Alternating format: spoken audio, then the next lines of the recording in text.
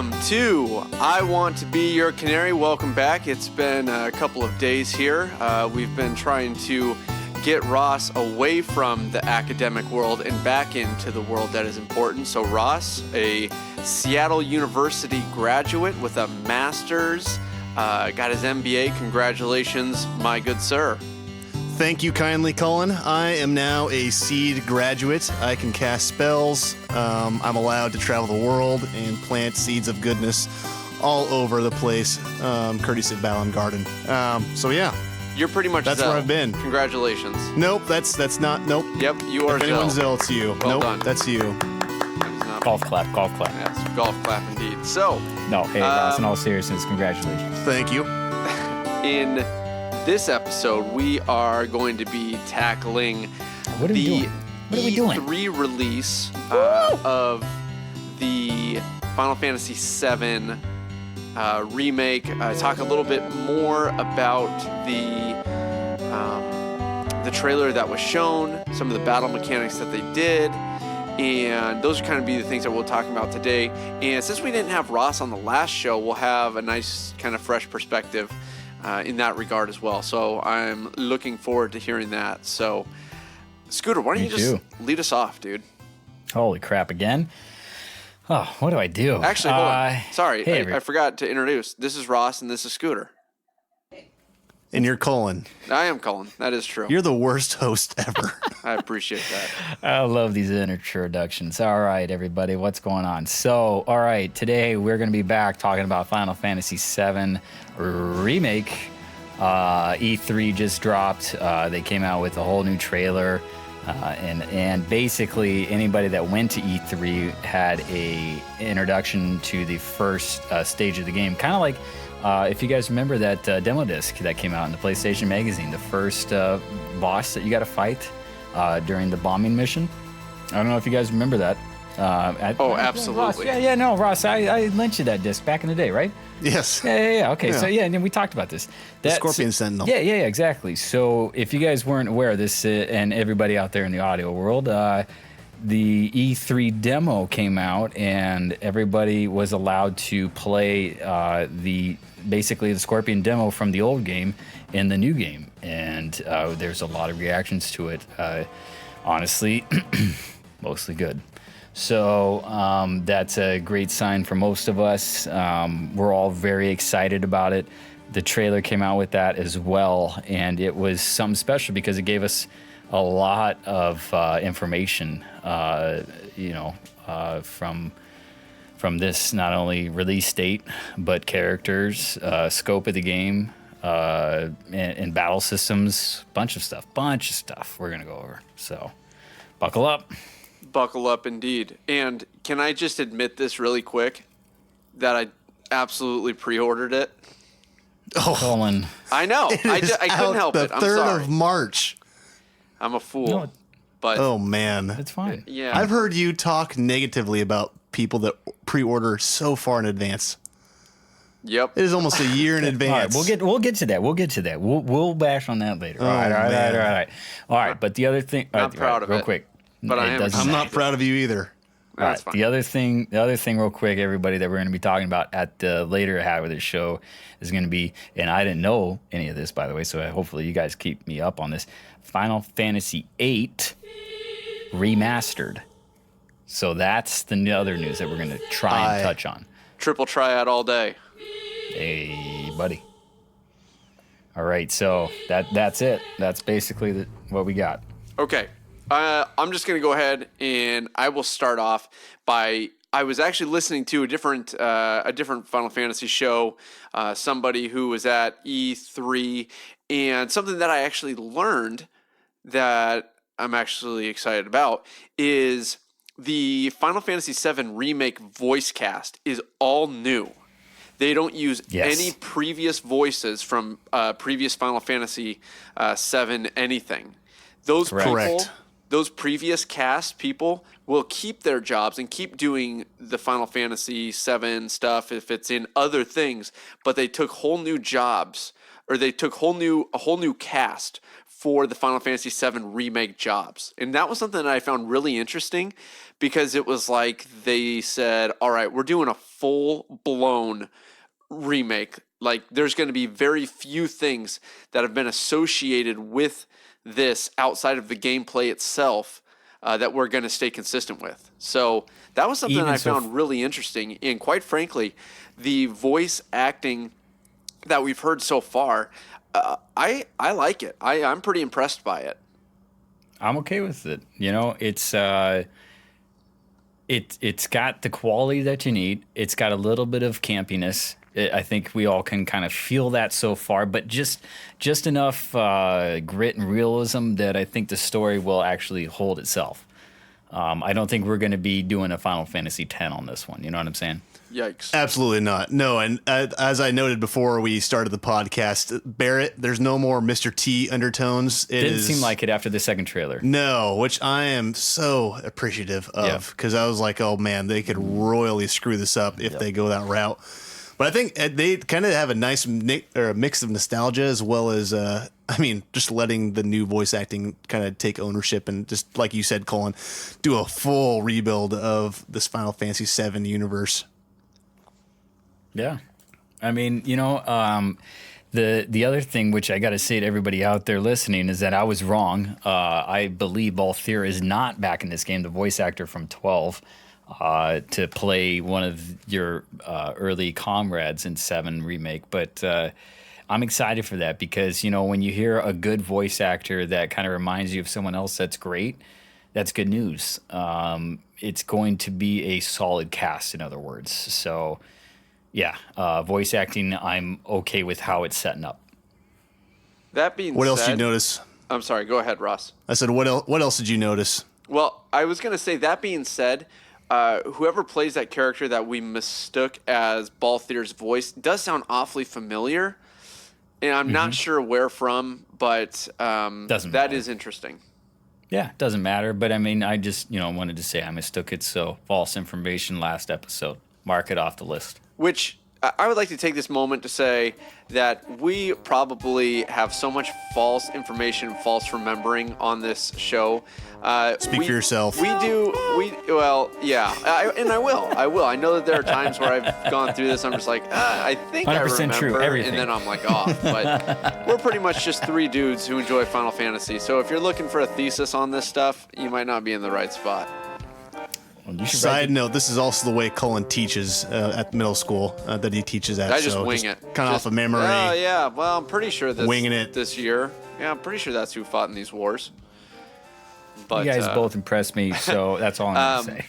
Something that, Scooter, that you had talked about in the previous, or I don't know which one it was talking about the materia being shown in the Buster Sword, and they do a good job of displaying the materia. If you take a look in the trailer, so you did see that too, though, right? Like, it's definitely there, as well as Barrett's Gatling gun. It also has materia in it. Yeah, I did not look that close yet, so I did not look at the rest of the characters. But in the first trailer, I really slowed it down. At how you go on YouTube and do that 0.25 speed, and really slow it down.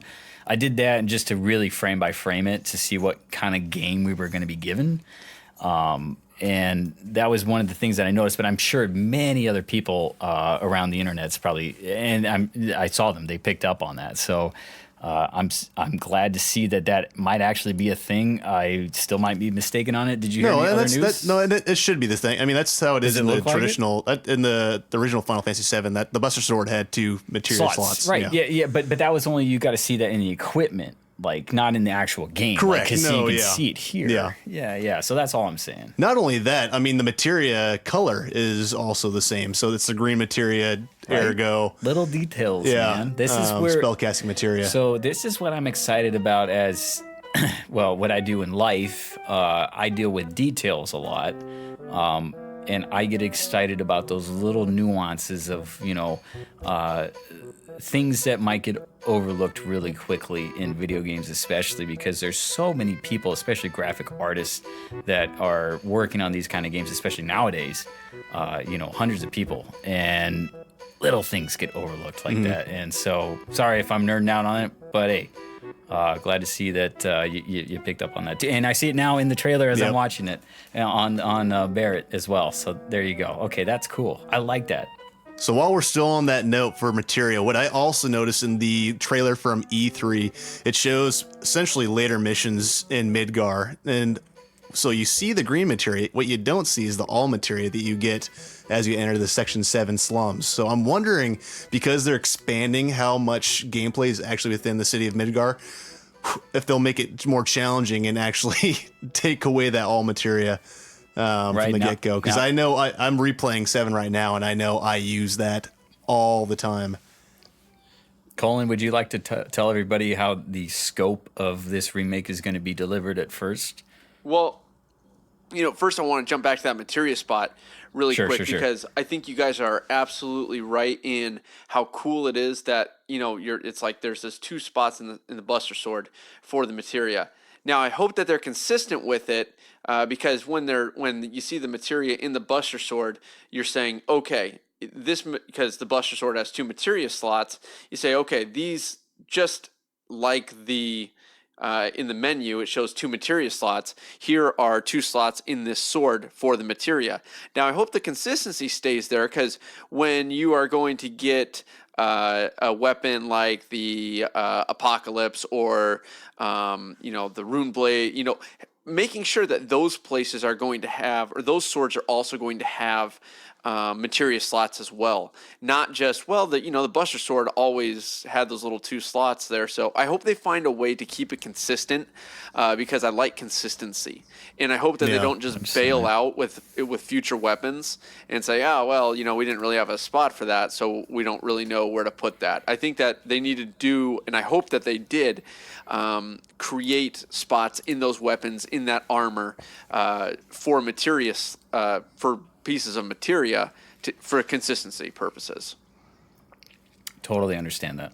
Yeah, we'll see. I mean, I know through watching this trailer, and it's hard to tell because we're only getting glimpses of the gameplay and the video footage. But Tifa's fighting gloves, I can't see materia slots on them, which obviously they're small, so maybe I'm missing it. Maybe just it's on the wrist. One of those frame by frame. Yeah, it's on the Oh, okay. You can actually see it. You can see it. Yeah, I saw a screenshot. Okay. Somebody screenshotted the video. Someone caught it. You can see it. Someone caught it in real time. Somebody caught it. There you go. So well, good. In theory, so I think it will be consistent. Yeah, I have faith. Good. One thing that and this is going to be one of the most curious bits is going to be the battle system. And the battle system I'm glad you brought that up. Is, it's kind of that hack and slash. It's kind of a button mash. But, one of the things I was really concerned about was with this, it's tough to open up the menu to really select what you want to do. Because if you're going so fast, it's like you're trying to go through the menu and then you're, messing with the menu and you're getting your, butt kicked by something and you're trying to make a quick decision. Well, I think that this one does a really good job of slowing down when you're in the menu. It kind of slows time down really, really slow. Kind of like with Fallout when it does the VATS system. When you go into that system and everything gets slowed way down. And even though it's still moving just a little bit in the Final Fantasy battle system, you're able to make selections. So it's like if you want to cast Lightning, you can. If you want to cast Cure, you can. If you want to use an item, you can. It's not stopping the gameplay. It's slowing it down a lot. But I think that that's a good job of bridging the gap between full action combat and some sort of turn-based combat. I completely agree. I think they pretty much took essentially used Kingdom Hearts battle system as a base and then improved upon it greatly. Like you're saying, when you use the ATP or ATB gauge, the active time battle gauge, time actually slows down. It looks awesome while you're doing it. And when the menu gets pulled up, there's actual hotkeys, kind of like you would find in Kingdom Hearts. So I don't think you're going to be fumbling around trying to look for whatever spell or item to use inside the battle. Mm-hmm. I'm going to strongly disagree with both of you. Oh. Real quick. I think I told you, Colin, in the last show that we did together that I would really love to see a retrospective option in this game in the menu. Sure. Where we're allowed to do turn-based versus Final Fantasy 15, because that's what I'm seeing. I love it. Don't get me wrong, man. I'm one of those people that I'm A-okay with the movement forward of non-turn-based stuff, but same time, you know, if they do this, if they give us the option in that main menu where it says remake or continue playing the original Final Fantasy VII, but with better graphics, I'd be so pumped.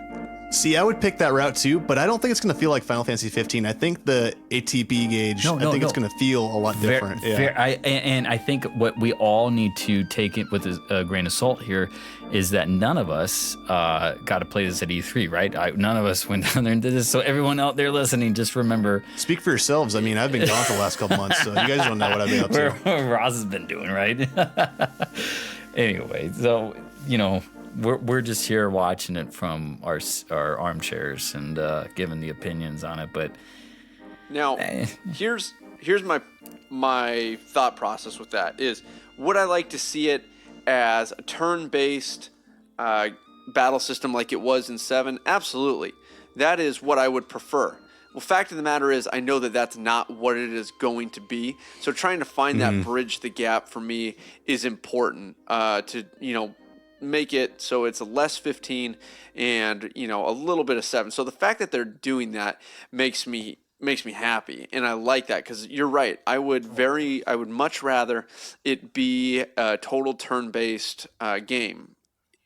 I mean, yeah, I like the cutscene into the battle, I like the cutscene out of the battle, I like the little celebration they do with the victory music. You know, those are all that's all classic Final Fantasy.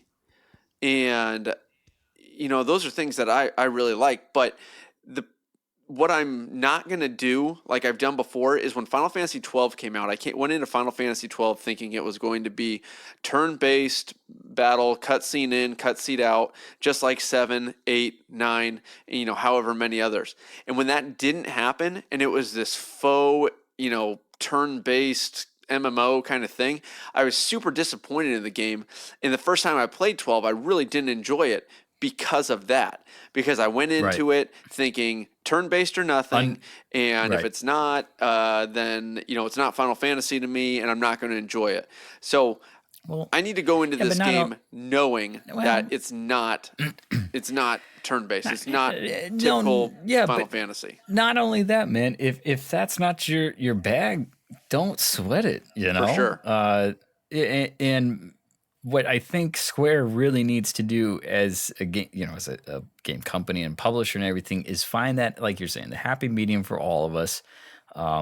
We not all of us like the same stuff, and that's fine. So, but I think what's going to be interesting is to see how Square approaches this specific problem, the remake of one of the most popular, you know, RPGs of all time. And hey, man, it's going to be fun for all of us to see how this pans out. It's gutsy. So, I think it's gutsy to change the battle mechanics, because really, when it comes to video games, in RPGs and JRPGs, it's the battle mechanics that make or break a game. You know, and so it's really gutsy that they are taking the best game that's ever made, that a lot of people would argue, and they are changing the main mechanic of that game. Now, I think that we could probably all agree that they're changing it because generationally, you know, a lot of the people who grew up on Final Fantasy and that turn-based stuff we're down with that. You know, we're in our 30s and 40s, and, you know, we're getting a little bit older, and the JRPG, RPG, turn-based battle is not something that probably the younger generations are more down with. They're more down with what we saw in 15, a smooth cinematic process that is appealing to the eye, and also has a lot of cool combinations and fast moving da da da da da. So I think it's to say it lightly, I think it's gutsy that they're doing it, and I really hope that it works out and becomes just a hit and it's done really well. But I'm also like, oh man, this could blow up. Here's a question. Yep, here's a question I'm going to pose to both of you. Do you think the story is solid enough in itself that it could save it? It depends. It's not going to be exactly the same story. So, I mean, like, obviously the big plot points are going to be the same, but you can already tell from the trailer it's different. I mean, like the bike scene with Jessie, I don't remember that in Midgar, let alone her gifting a green materia to Cloud. I don't remember that either. So, how different it's going to be, I mean... The story is set in these first two. Okay, and I'm first installment. Yeah. And I probably messed up on introducing the whole game to everybody, all the details that we have of it. It's going to be on 2 Blu-ray discs. So again, and this is just dumb old nostalgia of me opening up that combination of, oh, this isn't just 1 disc, this is 2 discs. Holy crap, this is a large game. It's going to be mostly set, though, as we all know now, in Midgar, the first events of the game. So, and that's another point that we'll get to here in a minute. But just so everybody knows, the first 2 full discs of this game pretty much set in the city of Midgar. So just think on that for a second, how dense this is going to be then. Well, I'm excited about that. I'm excited about that because Midgar is such an interesting place. It's this kind of almost post-apocalyptic dystopian slum, which and hierarchy up top too. Though you got to think of layers, with that kind of layered city there. Yeah, it's the full scope. So I feel like you're gonna really be able to explore the problems of Midgar, and you're going to really be able to explore how Shinra has taken Midgar and drove it into this, like I said, dystopian slum. And I think we're going to see more of that. And that's something that I really am excited about. I think that'll be really cool. Goes back into driving the story, really honing on this game. And what I was going to say, though, is that I really think why this game has held itself so long for so well. The story, it resonates with a lot of us. It hits a lot of marks. It's a good story. It's an original story. But, I really think even to today, it carries itself. I think it can be retold for a lot of people, and it will continue to resonate. I think it'll work. Yeah. And I think that's why they took the chance on this game specifically. Also because it sells well. Also because it's going to make them a ton of money. But, that's a secondary thing. But my whole point going to why does it make the money? The story you got to tell people a good story. Yeah. Got to tell them a good story. That's what we want. I don't think this is going to happen, but how awesomely terrible would it be if you have side missions with Don Corneo that are very Grand Theft Auto-esque? Yeah. I'm like, sure I know that's not going to happen, but just... I cannot imagine I'm sure there will be side too. quests in this game. For sure. And I think that's like the Jesse part in the trailer. I think you'll have the opportunity to build upon those relationships with characters that we didn't really get to see, like Biggs or Wedge or Jesse or perhaps even Don Corneo. Who knows? The music is coming in right now on the episodes for everybody, I'm sure. Yeah. Are we done with the gameplay? Because we didn't actually dive into the gameplay too much. So the actual battle system. A couple more notes on my end, Colin. We can go through. Went through materia. Number 2, game length. I think that's an important one we need to touch on, and we're getting through this, but we need to remind ourselves and everybody what we expect for this game specifically when it comes out right away. The length. Where do we expect it to end? Where do you think the ending is going to be? We don't know yet. We all know the story. Well, most of us. I have a great, I think all of us have a really good idea of where it's going to end in these first 2 discs. Obviously going to be Aerith's death. Or is it?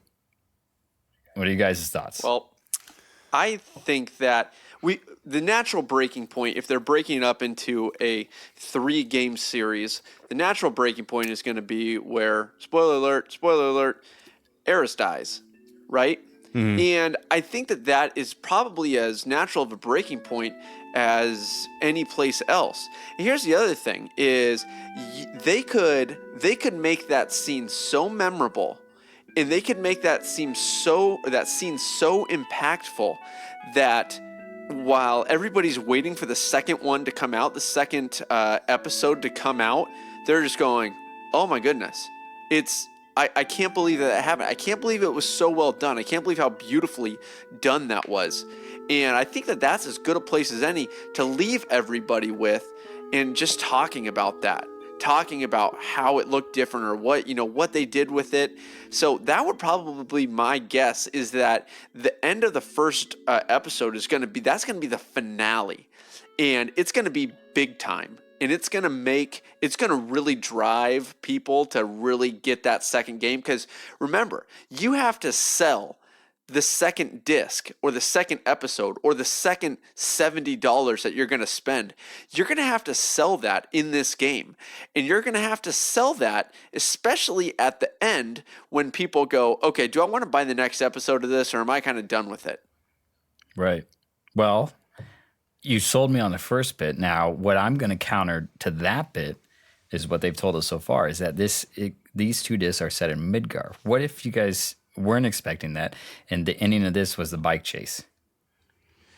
I don't think that's big enough. Yeah, I don't either. Ross, go ahead. Yeah. I'm throwing it out there. No, I mean, I think that's a real. I mean, that's a possibility, but I just don't think it's powerful enough. It's not a big enough hook. But let me just say this: knowing as a person that's played this game, which are millions of us out there, we know we all want to see that second chapter, the big chapter, Aerith's chapter. So would you come back and spend another $60 to buy that chapter? Well, thankfully, I'm a 31-year-old man with a job nowadays. Just asking. This is, video games nowadays, guys. Like, I got to throw it out there. Yes, absolutely. What do you think's going to happen? None of us know. None of us, Well, yeah, of course, we're all going to spend the money on these game installments. Yeah. Well, we are. But I'm just, like, where do you think Square's going with it right now? Where the ending point is, I think I agree with Colin. I think it's Eris. I don't know how it could I think be most of anything us else. are agreeing with that. Then, yeah, I will add one thing that's kind of not serious, but I have a theory. So 1997 is the release date of Final Fantasy VII, correct? Also, the release date of Titanic. Is James Cameron a Final Fantasy player? Aerith's death, Jack's death. Stop. Very similar. I'm just putting it out there. All right, let's continue on. never let go. Well, here's the other thing: is if you have 2 discs of Midgar, you are going to be changing storylines so much that there's no way it's not going to affect the canon. Which I know I've wanted to do a canon episode. What's canon and what's not? Colin. I know that. Yeah. But I mean, think about that. But I think you gotta let go of that. Yeah, but I mean, don't try and do. No, it's the old. If I disagree. A little bit's I good, disagree, more man. is better. Not so much. So I hope that they don't. But overdo I disagree. It. I understand what you're saying, but I think in this case, you gotta kind of think the original people had a giant scope of ideas of what they wanted to lay down, but then they were limited by the hardware specs by back in the day. Nowadays, we got a little bit better hardware specs. These guys are going to go even further with it. And, canon, but let them go. Let them have fun. Let these new directors and artistic people do their thing and make it, I'm only so concerned about it personally because I'm excited to see how they expand on the story. I'm excited too, but if you're doing 2 discs on Midgar, what is it going to be, a whole nother game from Calm to the Chocobo Ranch? Like, is that going to be an entire game, or is it going to be Could 2 be. discs from getting a Calm to Junin? Like, Could be. No, seriously, absolutely could be. Oh my goodness, that's insane. And then you got to spend $180 on the game. Like, no, and again, like, that's a critique. That is not a good thing. Yeah. I disagree with the way that Square has done 15. I still haven't finished 15. I told you guys about this in the last episode because of all the DLCs. I don't agree with that. It's grabbing money. But hey, that's business. They can sell a story, and we all want it, and I get that. With this one though, Bud, do not be surprised to see this end before we all expect of the story scope. Sure. And they sell it to us. Anyway, let's continue on. And this is just the next point that I had, and it kind of just relates to this. The whole idea of, and correct me if I'm wrong, because I could be, is this new episodic thing of one game, multiple different games released to complete the story.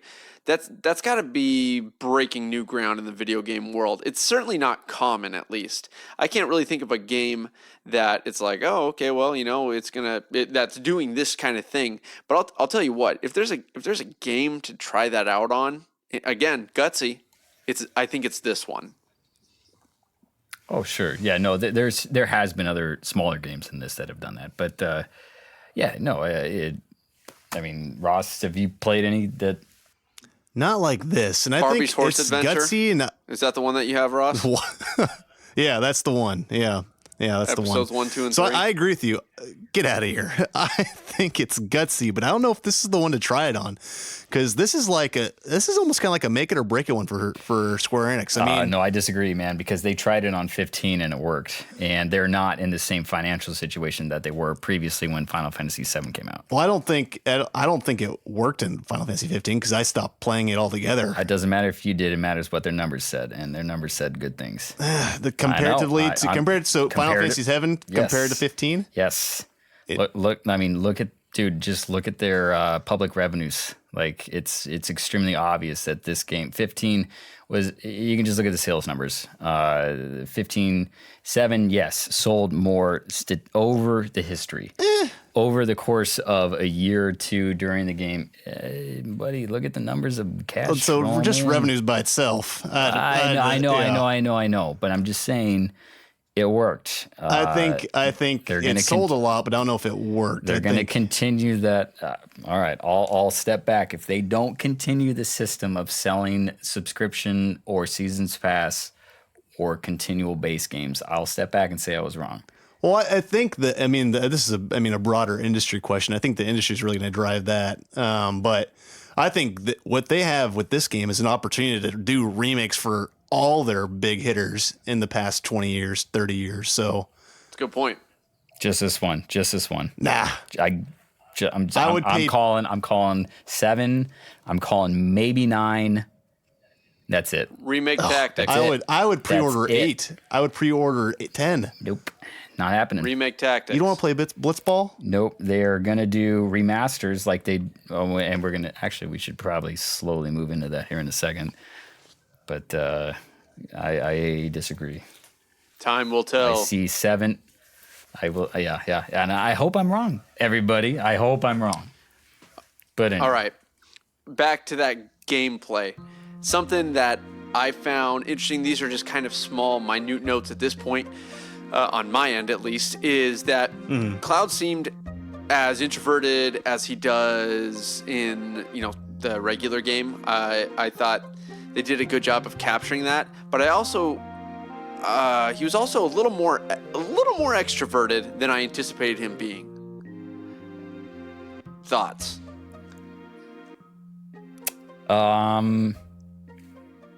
Not totally thrown by that. I again have played Crisis Core. Unlike, did either of you? Nope. No. Okay, so I played Crisis Core. Cloud's in that game, pretty similar to what we're seeing here in the remake, and that's kind of what I was expecting because it's both voiced and animated, unlike the original game. So, yeah, I don't have any thoughts. Very similar to what I've seen. Yeah, I don't know if I have strong opinions either way. I think it his extroversion might have interesting impact on his hallucinations and his visions, if you will. Which, oh man, I'm excited for. Yeah, so I don't know. I mean, I'm waiting to see. I'm open to it. Okay. Well, Yeah. that kind Yeah. of sums up the notes that I have. So I'm going to leave it to you guys, and I'm just going to respond based on your guys' notes here. Only thing I'm going to add in is just getting back to the actual battle system gameplay. Yeah. Very quickly, because I know we're running low on time. No, we got a bit of time here for the rest. But yeah, All go right, ahead, so I'm go going to ahead. take up the next hour then. So abilities, limits, and stances. So things I noticed in the battle itself. So abilities, like some of the old limits are actually abilities now that you can use with just one bar of the active battle, Correct, or active time battle gauge, like Braver, like Focus Shot. There's also new ones like Steel Skin, Focus Thrust, Triple Stat Slash. I think Tifa's were Unbridled Strength, which who knows what that actually is, and then Axe Kick, which you can, visualize what that looks like. But it looks like Cross Slash is still one of the limits, and then definitely see Barrett's new limit, the Fire in the Hole, which looks pretty awesome. Essentially, looks like the Focus Shot did way back in the day, but just more graphics added to it. I don't know if you guys have any thoughts about those abilities or limits. I've got a lot of thoughts on them, but I got thoughts for days. Waiting for Cullen. No, go for it. Cullen, go. Man, I'm excited too because, like you said, we've got not only the standard ATB system, and then we've got, our standard Braver Slash, and then Tifa's Rush, and a few other classics that I've seen. But then we also have these new ones that we saw in the trailer that you went over. And so that to me just says, hey, we've got classic plus some new stuff. So it's going to be a mix of old and new in the battle system. I'm okay with that because, like I said, if we don't get the old turn-based, then bring on the new. It's, it looks good. It looks fun. It's going to be fast, obviously. It's going to be very fast to play. What excites me about the new limit breaks, they're new, so they're different. So for characters like Kate Sith, which I hated his slots, I hated them. Will I actually use him as a character now? Or will you hate him even more? Or will I hate him even more? If Square Enix just takes that route, what can we do to make our audience absolutely hate this character? Yeah. It's like the Jar Jar Binks of Final Fantasy. Exactly. Oh, please no. Please no. There's at least one person out there listening that loves Kate Sith, but hey, we love you. Well, I think Colin, you don't hate him per se. I don't. But just, You're right. I actually, Kate Sith is fine in my book. He's just useless. Yeah, that's what I mean. It's just like, if I'm not going to use him, what's the point? Sure. Get your megaphone out of here. Or like it was a brutal. His slots were brutal. It's like, okay, I can die if I get this wrong. Like, why in the world would I even use him? Gambling cat. Yeah. And then also the stances. I tried to look them up a little bit, tried to read up on them. Not a whole lot of information out there, obviously, but Cloud stances, the operator mode, as well as the Punisher mode, essentially modifying your speed and damage accordingly, either having standard speed, standard damage, or decreased speed, increased damage. Essentially shifting character classes, if you will, within the character. During the gameplay of battle. Yeah. Also for Barrett's, I think his was the overcharge stance, which I think obviously would increase damage as well, and then decrease his amount of shots. Right. So yeah, I did hear a bit about that at the E3 thing. You hit triangle button to change your stance and kind of change the focus of battle, either ranged or close, heavy or light attack, that kind of stuff. It does seem like you're going to get a lot more, like I said, it's active. It's very fast. Yeah, and I think I'm hoping that it gives the characters a bit more individuality. Sure. Like there was definitely for the original Final Fantasy VII, there's always characters. No matter how many times I replay it, I gravitate towards the same characters, not because of just their story, but also how they play in the battle and their usefulness in the battle. So I want to like Kate Sith, but if he is just useless as can be, I'm not going to use him. Yeah, understandable. True. Agreed. Understandable. All right. Where are we at, Scooter, Colin? it's your your time for some notes. What else do you Wrap it got? up here. All right. Final Fantasy VII Remake, everybody. Last knows, so you all know. Go check the official site. It is up and running. The pre-order is live. Apparently, they are making a $300 collector's edition, That's insane. where you can have a foot-long sculpture size of Cloud on his motorcycle. Oh my god! That's so over the top. Should I also hate that so much. okay. All right. It also, this is actually big news. This game should, not quotes, should be playable on the PlayStation 5. Okay, this has been quoted by several quality resources, GameSpot, IGN, a few other ones that we considered roughly to be credible at times. So supposedly, yes, the next generation will have this, and I'm guessing obviously it's going to be a Sony exclusive. Again, 2 full Blu-ray disc worth of content for this first section of the game. And it's only going to cover the events in Midgar in the original game. So that's what they've been telling us. Also, the thing for you nerdy fans out there, this game, unlike the original Final Fantasy, the last game, Final Fantasy 15, and the previous Kingdom Hearts, this is not running on the Luminous engine. This is running on Unreal 4 for the first time. So, hey, I know it's not a big deal to most of you, but I'm excited because if this does indeed run on the PS5, boys and girls, gamers out there, we might get ray tracing. I know that doesn't matter to any of you, but whatever. So that's it. All right, last little bit on this. Leaks and rumors on this. PC There's a rumor will be that getting I bought it. PC. I'd have to check my bank account to confirm that. He paid $300 for it. I did not pay the $300. I did buy. Sure. I did buy the $100 one because it had some extra stuff to go along with it that I know that I would buy at some point. But I do not need to have a foot-long sculpture of Cloud on his bike. I think my wife might just be like, "What is don't need wrong that? with you, you nerd?" You sure you So, don't need that? Which, I mean, that's fine. If You that's, don't if need that's it? your jam, that's your jam. But I couldn't justify spending $300 on. I thought that was a little overkill because that's going to happen with all of them. Come on. You could spend Do $900 it. on the stupid game. All right, so the last bits of leaks and rumors that I came up with for myself, these are just kind of things that we've seen over the history course of most of the, especially the recent Final Fantasy games. PC, I mean, anybody out there that has any PC knowledge of what's been going on recently, if you're looking at this game, it's on Unreal Engine 4. It is going to be hard to say that this won't come out on PC shortly within a year after the PS4 or 5 release. That's my speculation. And also with the Xbox, the new one, I would not be surprised to see this game come out on PC, Scarlet, Xbox, and PS5 about a year or so after the game releases. I think the visuals could definitely use the upgrade with the ray tracing. That's just me.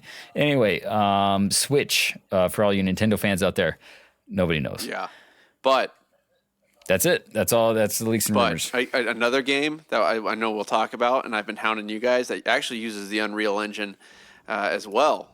Octopath Traveler, fantastic game. We'll do that. Fantastic, great 16-bit JRPG. If you're a Switch fan and you haven't played that, do yourself a favor, get it. What's it called? Octopath Traveler. Octopath Traveler. There you go. All right. So I think, I'm just going to add really quick, I think the remake will make an appearance on the Switch because they're already adding other titles like Final Fantasy IX to the Switch, so why would they not pursue that route? Because of the technical limitations. I'll just leave that as it is. Moving on. Colin, you ready for number 8? Oh, yeah. All right, jeez, I've been so wrapped up in Let's do this. seven. We got Forgot 15 minutes. I'm going to default to Ross on this one because 8 is Ross's jam, and I know, Scooter, that was the first one that you got into as well. So I'm really curious to hear what you guys have to say over kind of what I'm thinking about it. Sure. Well, there's not a whole lot right now. I mean, remastered is not a remake. They've made it very clear remaster does not mean remake. When I hear remaster, I do hear remake. So not this one that they're currently working on, but I think this is a taster. I think if the release of Final Fantasy VII Remakes goes well, if the remaster goes well, I think we could be looking at a remake, not in the near future, but I think down the road. And Scooter's shaking his head. He disagrees. Strongly disagree. But when it happens, I'm going to say, pay up, son. Yes, you will. Pay and up. I will gladly, because this is one of my homies. Yep. Right here. This is my OG, so I will gladly do it, but I disagree 100% because this is not everybody's OG. This is, in fact, the lesser of the OGs for most of us out there. This is not the game that sold the PlayStation. This is not the game that made Square Enix what they are. This just is just a continuation of it. And they did a great job at it, I think. I think they took a bold step moving into the future, going crazy modern graphics on an old PlayStation that couldn't handle it, and it did. But guess what? They decided, okay, all right, I'm just gonna step back. You know what I'm really excited about for this remaster, Triple you guys? Triad? I don't know. The music, everybody out there, if you know me, that's all I care about. The music for this remaster is all of it from the emulator from the PlayStation itself, okay? If that makes sense to you, you know what I'm talking about. This is a big deal. The music will sound exactly like you expect it to from the PlayStation. There you go. That's beautiful. So I'm excited about this. You can look at the official trailer for the remaster on YouTube's. They will be, let's see. I had a few more notes on this. I don't exactly know. Oh, holiday release this year. Switch, PC, PS4, Xbone, all of you. You hear that, Nintendo? All of us. Holiday this year, it's coming out. There you go. That's my note. So I want there to be a Twitter poll. Can you be a diehard Final Fantasy VIII fan and not be a diehard fan of Triple Triad? 2 people say no, 2 people say yes. You completely overestimate our Twitter following. Hey, as long as we can get a majority, it's all that counts. Well, Chris can only vote once, though. I mean, but like we've said before, it's just whatever you're into. Yeah, I know.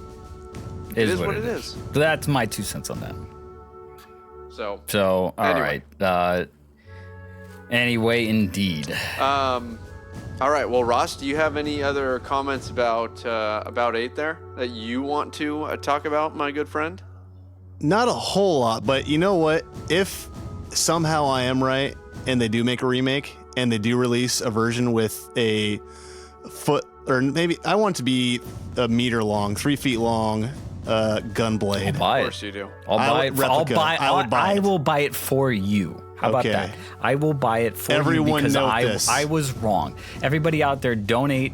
No, don't. No, do that. no. Yeah, don't do that because None we're of that not middle doing class Yeah. panhandling. Just everybody on our out there. show.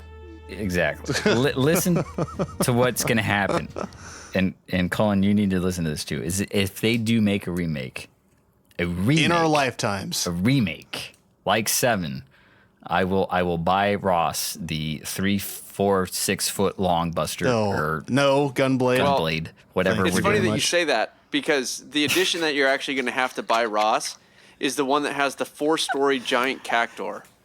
Oh, right. you can put in your I'll take that yard. one too. I forgot about that edition. You say that like that's a bad I gave thing. you a cactuar sticker for your birthday. You haven't put it on anything. That was like 3 years ago. Whose yard are we putting this in? Where am I going to put Your that, car. man? I have it. The car sticker. Is your car not good well, you enough don't know me for in a cactuar? cars. Oh, man. Hey. If you got 3, I've switched cars twice since then. All right, Colin. What are we doing? Where are we at? Are we wrapping up here? I think we're Moving wrapping on. this. I think we're wrapping this thing up. Going through my head really quick. I'm pleased with the way the show panned out. Glad Ross Final was here. thoughts, my good Me friends. too. No, I got a lot of thoughts, but I'll save it for another show. Just on the cliffhanger, Ross's thoughts. There's so Yeah, much it's going to to be our share. most listened to show. It probably will Probably. be. I All hope right. so. Well, thank you everybody for listening through our rambling a little bit and some of our ideas and some of our musings. We appreciate it. We've reached over about 2,400 listens, which, to be honest with you, I anticipated we'd have about 12 at this point. So Thank you so much. We appreciate it.